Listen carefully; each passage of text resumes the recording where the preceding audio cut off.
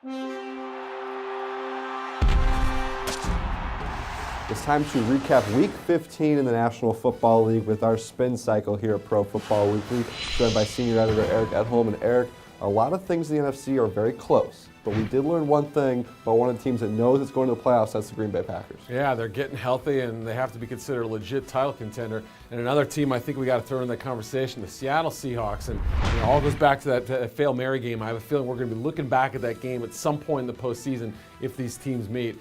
It could be an epic showdown. I really think these two teams are playing fantastic football. I don't want to exclude the 49ers. They beat down on the Patriots in a lot of ways and were so impressive in that Sunday night game. But for me, the streak the Packers have been on, the streak the Seahawks have been on, last two games, Seahawks have destroyed the competition. Two bad teams, but the way they've done it, pretty darn impressive. These are scary teams to watch. You know, last week we talked about how the NFC had been struggling a little bit, and then now these teams that we expected to be here, the 49ers, the Packers, are finally playing their best football when it matters most, and you throw the Seahawks in that category.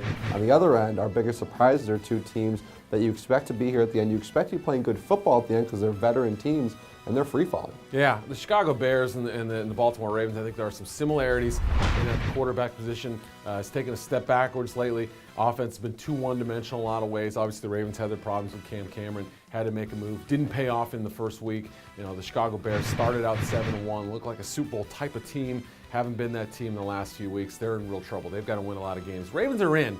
We just don't know how far they're going to go. I think these two falls from grace, free falls, if you will, have been a little bit surprising to me. You know, Lovie Smith's really been under scrutiny in Chicago since he was hired. Even when they made the Super Bowl, I mean, he's always under fire.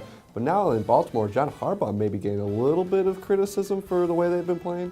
Criticism maybe for the way he's handled things. If he gets fired, it would stun me. I mean, this is a family team. They've sort of done everything as a group. It would really shock me if he had any kind of hot seat issues. But you know, the way they've kind of fallen out of the contention talk, I guess, and played good football, I guess it wouldn't surprise me these days. Yeah, at least now most of the criticism was going to Cam Cameron. He's gone, so now people can start to pile on Harbaugh if they need to, a place he's not familiar with. When you talk about players of the week, pretty obvious who these guys are. We talked about them in shorts and shells. Yeah, if you want to hear, the extol the virtues of Peterson and Watt, I mean, those two guys are going to face off in Week 16. I mean, Adrian Peterson's just ridiculous. And J.J. Watt, the fact that he played probably his best game of the season after everything is done at this point, it's just tremendous. But we got to go with another Texan, too. We got to mention Brian Brayman, special teams superstar. Don't be shocked if he ends up in Hawaii. That's his second block punt of the season now, returned back for a touchdown, had one against the Packers and had one against the Colts. So, you know, two good performances, and I think he's been strong all season long. Got to mention the special teamers, too. You know, punters are people, too, and so are special teams That's contributors. Right. So we give Brayman some love